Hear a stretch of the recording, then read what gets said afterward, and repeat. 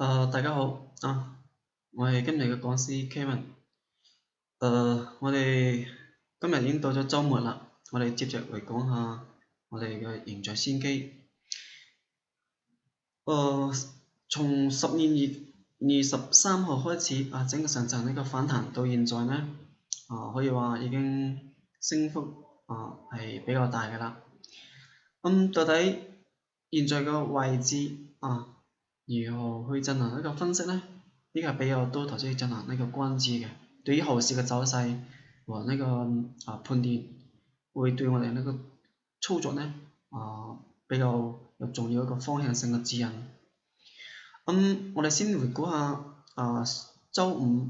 13號嘅收盤。我先睇下整個市場。我哋回顧下，喺11月嘅12號嘅時候曾經亦跟大家講咗呢個市場一個走勢。當時呢亦跟大家講咗整個市場喺1月嘅11號嘅時候呢，出現咗我哋嘅賣出結構8，12號呢就係呢個賣出結構9，呢個位置呢係一個上升趨勢一個衰缺點，容易見到個反彈高點，需要做好呢個逢高減倉嘅準備所以我哋睇下目前整個市場喺12號呢呢個位置呢就係出現咗一個9個位置啦。我哋發覺呢，佢每一次見咗9之後呢，都係一個相對個波段一個咩一個高點嘅位置，一個高點嘅位置。所以呢個位置可以話係比較呢個重要嘅。咁到底佢後面會如何呢個演繹呢？呢個呢係比較多投資呢比較關心啦。如果佢能夠繼續升，到底會點升？如果佢會調，大概又會點調？現在我哋該如何操作？呢個呢，我哋會跟大家做一個交流。我哋先睇下呢個係我哋嘅恆指嘅週線走勢圖。我哋用到嘅指標呢係呢個多空和我哋個特色指標。多空和呢，佢反映嘅係市場多空雙方力量之間一個轉換關係。當佢處於綠色標底嘅時候，呢個綠色嘅標底嘅時候呢，係處於呢個空頭市場。大家都係睇跌嘅，整個市場都係呢個下降趨勢。而家紅色標底呢，大家睇升嘅，處於一個咩上升嘅波段。喺裏面呢，我哋發覺一旦佢處於一個綠色標底嘅時候，比如佢前面跌破咗綠色標底啦，跌破之後呢，你發覺股價呢，如果有反彈，俾呢個位置上反彈，一般反彈到呢個標底佢有佢嘅標底嘅下面和呢個上面呢個位置，佢碰到呢個標底之後呢，一旦收出陰燭俾呢個位置反彈收陰，咁往往就係一個咩一個反彈嘅高點，而呢個標底呢，都會對佢形成非常重要嗰啲阻力，呢啲阻力碰到呢個位置收陰都係一個相對高點再包括呢啲位置都係一樣嘅，碰到標底收陰就係個高點反彈碰到呢個標底或者突破之後收陰呢，亦係個咩係高點只要佢能夠由綠色變成咗紅色嘅時候呢，呢個時候呢先會代表由呢個睇跌嘅變成咩睇升嘅力量呢佔主導。所以發覺到呢個位置嘅時候呢，等佢突破咗呢個標底啦，佢再變紅色啦。一旦佢有回抽嘅時候，回抽到紅色嘅收陽呢，往往一個比較好嘅咩買入點你發覺佢最近呢，亦呢個位置又係跌破咗綠色呢個紅色標底啦，變成咩現在變成係綠色嘅呢個標底啦。所以呢個位置跌下嚟之後，你反彈碰到呢個位置，所以已經到咗標底嘅上面呢個位置啦。一旦佢收出陰嘅話，陰燭呢就會繼續會繼續調整咁我哋可以睇下整個恆指佢歷次一個走勢圖一個走勢圖。不如我先睇下呢個標題，睇佢以前一個走勢裏面點走嘅。我哋調翻呢個周線，嗱喺周線呢，我睇到非常明顯，譬如喺呢啲大嘅波段，如果佢喺大一個下降波段裏面，譬如喺呢個位置跌破紅色反彈，碰到佢呢，呢個收陰就係個咩啊？反彈嘅高點啦，我哋會繼續調整。碰到佢標底受到阻力，收陰又會繼續下跌。再反彈，碰到標底收陰又會繼續咩調整。碰到佢收陰又係個阻力，我哋調整。只有佢能夠真正咩變成咗紅色，佢先有機會呢，先再產生一個比較好嘅一個拉升。咁再比如呢個位置同樣係嘅，跌下嚟之後反彈突破啦，即使突破，但係咧佢仲係綠色標底，所以收陰呢亦係咁樣一個高點。比如呢個位置碰到收陰一個高點，咁佢突破之後，如果收陰回調到下面收陽呢，一個比較好嘅咩買入點。再包括後面呢個位置都係如此，呢個位置跌破之後，碰到佢收陰燭，碰到收陰燭反彈高點，碰到呢個位置，再包括碰到呢個位置，都係佢咁樣一個相對嘅高位。所以我哋去對呢隻市場分析嘅時候呢，一定要識得去判斷好現在嘅市場對於係處於咩狀態，現在呢係多空雙方係處於咩狀態裡面嘅，我哋先能夠作出一個比較好嘅分析和判斷。包括呢個位置全位碰到佢就係咩？就係一個阻力，碰到呢個位置就係一個阻力，所以繼續會調整。再包括呢個位置，綠色標底呢個位置，都係咁樣阻力位。所以我哋最近我哋發覺佢到咗呢個位置嘅時候呢，又係如此反彈之後碰到佢收陰，會繼續調整，碰到收陰又係調整。所以現在呢個位置呢，我哋發覺佢最近呢個位置呢，又到咗呢個位置啦。所以如果佢喺下週收出陰嘅話，就能夠繼續調整。咁只有咩呢？只有佢變成紅色嘅標底啦，突破之後變成紅色標底之後呢，先有機會再拉升。咁現在目前嘅走勢裏面呢，就處於呢種比較關鍵嘅位置。呢個從周線睇嘅。呢個呢，我係通過多空王呢，我哋要呢個關注下週從周線級別嚟講，佢下週收陰或者收陽呢，就會起到比較關鍵嘅一個作用。然之後我哋喺前面亦講咗啦，前面我哋經過呢個分析嚟講到，如果市場觀察上呢個黃色消失收陰燭呢，就係一個高點嘅確認位。所以呢，我哋睇下，比如我睇下呢個市場裏面，現在呢，喺呢個週四嘅時候，呢天嘅時候呢，就已經有黃色消失收咗陰燭啦。但係發覺佢週五收盤呢，係反彈咗少少，佢又變成咗黃色喎。呢種情況呢，我哋如何去進行呢個判斷或者分析呢？呢個呢，跟大家做一個呢個分析我哋睇下。咁呢個點去用呢？我哋打出我哋嘅市場觀察信號嘅主專版然之後呢，我哋睇下現在嘅成一個呢個走勢裏面，睇下俾呢個位置，整個市場佢喺比如前面如果佢由黃色收咗陰燭呢，形成咗高點之後呢，就會產生一波比較明顯嘅下跌啦。但如果佢而家變成咗呢個陰燭之後，又變成咗黃色，呢種情況如何分析呢？咁我哋可以把之前呢佢歷史嘅走勢打出嚟，我哋就去進行呢個比較詳細一個跟大家做一個分析和交流。我睇下，比如我睇下呢個首先我知呢個信號點會用嘅。呢個信號呢，佢係當我哋嘅陰陽燭顏色，佢把佢變成呢個藍色嘅時候呢，證明而家處於一個超跌狀態。一旦藍色消失，收出呢種陽燭呢，就係一個屬於咩買入點，可以買入。但由於佢係處於一個綠色標帶嘅下面，即係而家在處於咩啊？空方嘅裏面，所以呢種反就叫咩？反彈。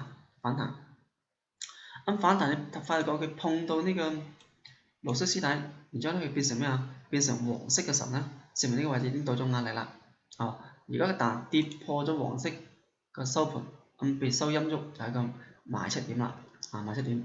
一調下嚟之後咧，你發覺佢又出現咗咩啊？觀察之後，然之後再收出陽燭，呢個位置咧又係一個賣點，俾呢個位置又係一個咩賣點。但係由於佢係一個仲係空方嘅裏面嘅，所以只仲係當咗咩啊？反彈嘅呢個對待。但係佢反彈之後咧，佢已經突破咗呢個綠色標帶嘅上面啦，已經突破咗，有機會而家變成咩紅色標帶啦。但係即使佢變成紅色，但係佢發覺而家變成咩啊？黃色，黃色咧代表一種風險嘅預警。咁出現咗黃色之後，如果佢次日跌破黃色嘅收盤咧，就應該收陰燭要把佢賣出啦。俾呢個位置咧，佢仲係收出咩啊？黃色嘅，就可以繼續觀察。俾到呢天嘅位置，呢個位置嘅時候，到咗呢個位置，我哋發覺佢咧已經係咩啊？收出陰燭一個十字星，並且跌破咗前面嘅呢個黃色嘅收盤，所以呢個位置就係咁樣一個短線嘅賣出點。後面就係呢個回調，回調打落嚟之後咧，我哋講啦，突破咗多空黃嘅綠色標帶之後，突破而家有回抽到呢個紅色標帶喺裏面，收出陽燭咧，或者受到支持咧，就係咁樣賣點。你喺黃色標帶受到支持買入嘅時候咧，就大波反彈。咁反彈到呢個位置，佢又變成咩？黃色又處於一個風險待變。咁到咗呢個位置嘅時候咧，黃色收陰，並且又跌破咗佢收盤，所以係咁樣賣出點。賣出點之後又跌翻嚟，調到呢個就變成咩啊？藍色待變，係繼續觀察。到呢個位置咧，收出陽燭，並且站上咗紅色標帶，繼續買入。但係由於佢前面呢個位置咧，比如佢前面呢個位置，呢個黃色前面嘅黃色就佢個咩相對嘅壓力位。當佢運行到呢個位置嘅時候，運行到佢前面呢啲位置咧，對佢有阻力。前面呢個高點，如果佢唔能夠有效突破咧，呢啲位置就出現黃色啦，又到風險位啦。呢個位置又跌破咗佢嘅收盤，又要賣出，後面繼續往下調。跌下嚟之後咧，發覺佢又到咗出現咗藍色待變，收陽燭買入，買之後再反彈，但係咧反彈又到咗佢前面呢個黃色咁樣一個壓力位，所以突破唔到收陰，又要咩啊？發覺沽出，又沽出，又繼續往下調。調下嚟之後咧，繼續觀察，等待時機，到咗呢個位置藍色消失，呢個位置咧係一個假陰，然之後咧反彈之後，因為佢變成咗綠色，所以呢個位置咧有阻力。喺呢天變成咗黃色嘅風險之後，如果跌破佢個收盤收陰燭咧，就要賣出，所以跌破啦，又收陰燭啦，我哋要把佢沽出之後咧，你發覺佢後面繼續震盪，然之後咧突破之後回抽到紅色標帶收陽燭，又係買點。買入之後咧，我哋發覺運行呢個位置又變成咗黃色風險，然之後咧出現咗收陰燭，把佢逢高減倉或者賣出。到呢天又變成黃色跌破，又要把佢咩啊賣出，再回調到紅色標帶咧，收陽燭咧，又係咁樣買入點，呢個位置繼續咩啊買入，再等待持有到呢個位置嘅時候，我哋發覺佢又變成咗呢個黃色只不過比較一個十字星，但係咧都係變成咗黃色啦。黃色嘅話，如果佢跌破咗呢個黃色嘅咩啊，一個收盤就係把咁樣沽出，所以呢天變成咗咩啊？跌破啦，收陰燭啦，跌破佢個收盤，收陰燭把佢賣出，後面繼續往回調，回調。比如佢呢度位置咧，佢又出現咗黃色喎，又出現黃色，同樣嘅都係以黃色嘅收盤作為你咁樣繼續觀察位置。比如佢呢天又跌破咗個收盤啦，所以繼續仲係睇跌嘅。咁回調到紅色標帶呢個位置咧有支持，收出一陽燭，可以繼續咩買翻嚟繼續反彈。反彈嘅時候咧，到咗前期呢個黃色，雖然講呢度冇變黃，但係咧到咗前面嘅黃色嘅高點係有阻力嘅，並且咧收出陰燭，成為有壓力，未有突破，所以繼續會回調。回調下嚟嘅時候咧，又變成咗藍色，再收出陽燭，可以繼續咩啊買入，呢個位置再買入。買入嘅時候咧，空間咧就睇到佢前面呢個黃色，睇下可唔可以突破，所以持有到呢個位置變成咗黃色又收陰燭，又跌破咗佢個收盤，係一個短線嘅呢個賣出點，但係咧佢調到紅色標底下面有支持，所以呢個位置收贏足又有買入，但係咧佢前面嘅阻力位就呢度，所以佢空間比較少啊，可做可不做。後面咧又跌破落嚟，又跌破落嚟，打到呢個位置變成咗藍色嘅待變信號，繼續到呢個位置咧收出贏足買翻，因為佢到咗呢個位置係咩啊？綠色標底啦，所以呢個位置變成咗黃色，黃色呢個位置咧，我哋發覺佢係已經呢個黃色嘅收盤咧係跌破咗嘅，收陰燭，所以賣出後面之後咧，佢繼續呢個震盪之後到咗呢個位置，發覺佢變成咩啊？紅色嘅標底，由綠色變成咗紅色，所以呢個位置咧，並且咧又把佢前期高點突破咗，所以呢個位置係個咩啊？買入點並且因為呢個位置雖然變成黃色，但係佢係啱啱由綠色標底變成紅色標底嘅，並且突破咗前面呢個壓力位，所以呢個位置進入咗咩啊？加速狀態，黃色可以繼續持有，一路持有到咗呢個位置嘅時候咧，發覺呢天收出陰燭跌破咗佢最後根黃色嘅收盤，收陰燭要把佢咩啊？賣出，後面一路都係處於震盪狀態。呢個位置雖然講佢變成紅色啦，但係咧佢呢個股價已經跌破咗呢個紅色，變成咧呢個位置紅色票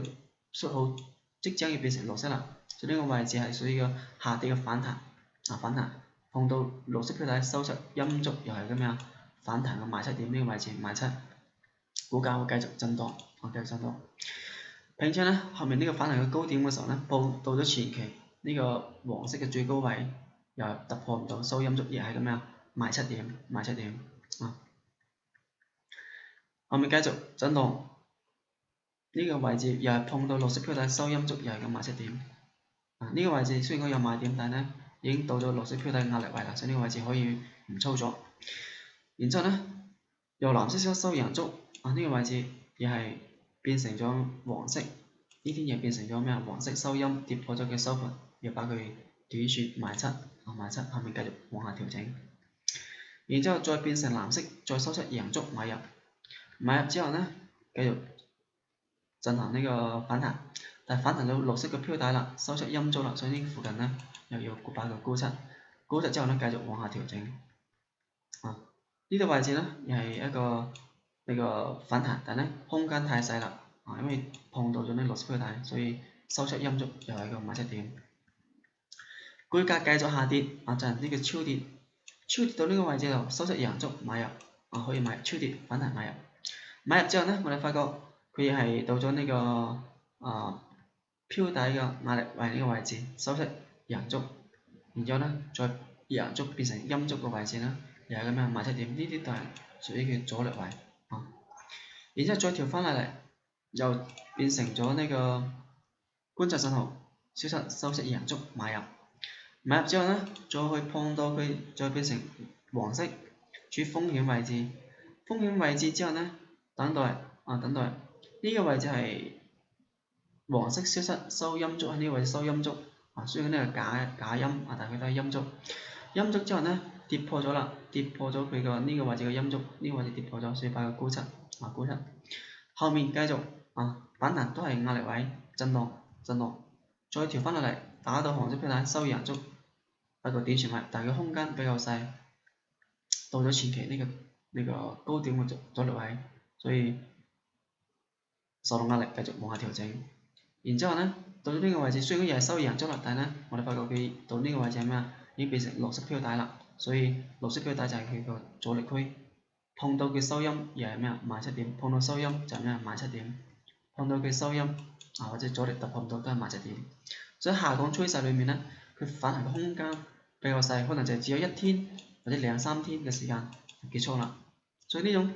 反彈嘅空間太細嘅時候呢，可以唔操作所以下降趨勢裏面呢，一般呢唔建議操作，因為佢空間太細啦。喺呢度反彈到呢個位置又到咗阻力啦，反彈收陰又做阻力後面又繼續往下調整，繼續往下走，再進行呢個超跌，就喺呢天超跌收陽，後面反彈到綠色標底，受到阻力收陰，有一個高點繼續震盪，然之後呢，再回頭落翻嚟，再收陽，但呢又到咗阻力啦，並且呢位置呢又變成咗我哋嘅黃色。黃色呢收陰跌破佢收盤，又要短線注意風險。然之後到咗呢個位置回調到紅色標底啦，再收陽燭呢，又係咁樣買入點，呢個位置有個買點。買入之後又變成咗黃色，代變風險。然之後呢天跌破佢收盤，跌破收盤收陰燭，把佢買出，繼續向下震盪。然之後呢，到咗呢個位置又變成黃色，又收陰，又跌破啦，又要買出。回調到紅色標底受到支持，繼續反彈，反彈到前期高點突破唔到收陰，又要賣出，再回落翻嚟藍色收陽買入，然之後呢變成黃色風險，風險之後我哋發覺到咗呢個位置，最後呢根黃色嘅收盤價係十字星呢個位置收盤，喺盤中已經跌破咗啦，收陰把佢賣出，繼續震盪，震盪翻嚟打到紅色標底受到支持，但係呢，佢個壓力位而係呢個位置，所以空間太細，受到阻力，繼續會往下調整。後面繼續震超跌，超跌之後到呢個位置又收出陽燭啦，超跌反彈，反彈之後呢，回落翻嚟，我哋嘅藍色嘅最低位有支持，又收出陽燭，繼續反彈，反彈碰到呢個位置變成咗黃色，繼續揸住佢。到咗呢天，黃色消失，變成咗陰燭，並且佢嘅呢個跌破咗佢前面最後根黃色咁樣收盤價，跌破咗收陰燭，所以賣出，賣出之後往下調整，調整呢打落嚟又變成咗代變收出陽燭，買入，買之後呢反彈，反彈變成咗呢個係又變成咗黃色嘅收盤，第二日呢個英國脫歐啦，已經盤中跌破咗，衝高到呢個位置，然之後打翻嚟跌破佢收盤，就把沽出啦，所以呢個位置已經咁樣沽出啦，後面繼續調整，咁調整翻嚟嘅時候呢，前面呢個藍色嘅位置就叫支持位，所以收出陽燭，並且呢啲係超跌嘅，所以超跌反彈，呢個位置買入，反彈到呢個位置，前面呢個高點變咗受到阻力，收出陰燭，由短線要把佢沽出回調翻嚟，變成咗紅色標底，呢個位置變咗紅色標底，呢天啟動可以再買翻嚟反彈，又變成咗黃色，呢天俾呢天收出呢個陰燭嘅，可以先減倉，呢個位置咪去減倉，但係咧佢嘅收盤係未有跌破呢個黃色嘅收盤，佢下面呢個位置嘅，下面呢個黃色嘅實體係未有跌破嘅，你睇多天繼續反彈到咗呢個位置，我哋發覺咧佢黃色咧喺呢天雖然講係呢個位置，但係佢已經跌破咗佢嘅呢個收盤啦，前面黃色嘅呢個實體跌破咗啦，所以呢個位置會繼續調整，然之後呢再變成藍色，再收出陽燭反彈又變成黃色有風險呢個位置呢，呢根陰燭已經跌破佢黃色嘅實體嘅下面啦，所以要賣出，後面繼續震盪，回調翻嚟，再受到紅色標底嘅支持收陽燭，短線嘅反彈又變成黃色有風險，然之後呢等到呢天我哋發覺到呢個位置又係咩跌破咗啦，佢個呢個黃色嘅呢個位置跌破啦，但係佢又調到紅色標底嘅下沿，所以呢個位置收出陽燭，又係咁反彈買點，反彈之後但係佢空間太細，因為佢前面個高點喺呢個位置突破唔到，收出陰燭又跌破啦，黃色跌破又要買出，然之後呢後面喺度反覆震盪，因為佢空間太細，前面壓力位呢個位置，所以到咗邊段反彈到呢個位置，到咗前面黃色嘅最高位收出陰燭，受到壓力，繼續往下調整下嚟之後呢，我哋發覺佢又到咗呢個綠色標底，然之後呢反彈到呢個位置，但係呢已經呢天收咗陰燭，又變成咗壓力位啦，繼續往下調整翻落嚟，呢天變成陽燭，但係呢空間太細，一買入就到咗壓力位啦，所以冇空間就唔做啦。後面呢個位置反彈又係到咗綠色標底嘅壓力位，所以你發覺下降趨勢呢，反彈嘅空間好細嘅，呢度份孔夠細，你可以唔操作。到咗呢個位置收出陽燭超跌之後呢，反彈收出陽燭然之後呢買入之後呢，又變成咗咩啊？黃色風險。到咗呢個位置繼續跌破咗啦，跌破之後後面呢，呢個位置變成咗咩啊？紅色呢個標底啦再反彈又碰到前期黃色個壓力位，收出陰燭又係咁樣，壓力位嘅賣點繼續調整，後面繼續震盪往下調整到咗呢個位置再變成咗藍色消失收陽燭買入超跌反彈之後呢，碰到呢個位置變成咗黃色有風險啦然之後到咗呢個位置收出陰燭但呢個陰燭呢，未有跌破佢呢個黃色嘅實體下面呢個位置實體下沿未跌破並且呢天呢仲係入邊有咩黃色，所以如果後面嘅走勢裏面跌破咗呢就係我哋上週五嘅走勢啦，跌破咗呢個黃色嘅實體下沿嘅位置呢，你就注意啦，要繼續把佢估測。呢個價格大概幾多呢？我睇下呢天嘅呢個最低嘅呢個位置價格係幾多呢？係佢個開盤價大概係22,879所以下週如果跌破咗22,879收陰燭呢，就可以繼續沽出啦因為佢係跌破咗呢個黃色個實體呢個位置。咁如果佢後面繼續係收陽燭，佢下週繼續收陽燭，咁佢就繼續變成黃色，可以繼續揸住佢，直到某天呢，佢收出陰燭，把佢黃色個最後一根實體嘅低位把佢跌破，就把佢沽出所以喺呢天嘅時候呢，可以先逢高減倉，因為佢已經收陰咗啦，逢高減倉。咁到後面呢，你可以待變跟蹤，等佢咩時候跌破佢黃色個實體下沿，就把佢沽出啦所以如果你按照呢種方法操作嘅話，你發覺整一個市場裏面，基本上無論市場升跌所有嘅啲高低位呢，你都能夠非常之準確咁去把握到包括所有嘅，無論佢個空間大細升嘅時間長短利潤多少都可以幫你全部幫你去把握好所以呢個方法呢，對於我哋操作股票嚟講，無論係指數啦個股呢，效果呢都係比較好嘅。咁現在我哋發覺佢呢個位置呢個係佢前面一個最後一個反彈高點嗰個黃色個所在位置呢個位呢個區域，而喺呢個區域裏面呢，佢最後一根黃色呢係呢個位置喺呢個位置，我哋把佢向後做一個壓力位，亦係你發覺呢個位置突破唔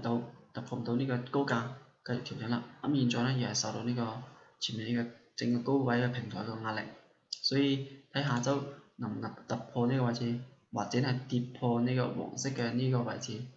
如果跌破收陰燭呢，咁接落去就會繼續調整，咁就會等到下次回調到紅色標帶裏面止跌收陽呢，先再有機會操作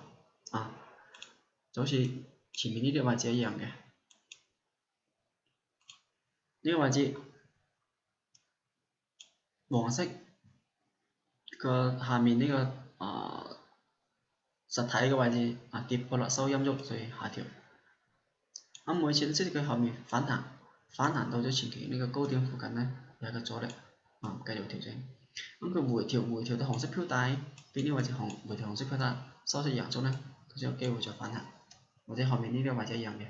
回調到呢個紅色標帶裏面收陽燭先會繼續反彈。咁呢個呢，就係我哋整個恆指一個未來一個走勢裏面呢，你該如何進行一個分析和判斷。希望呢今次嘅呢種比較細緻嘅方法呢，能夠幫助到大家。咁我哋下回再會，多謝大家收聽。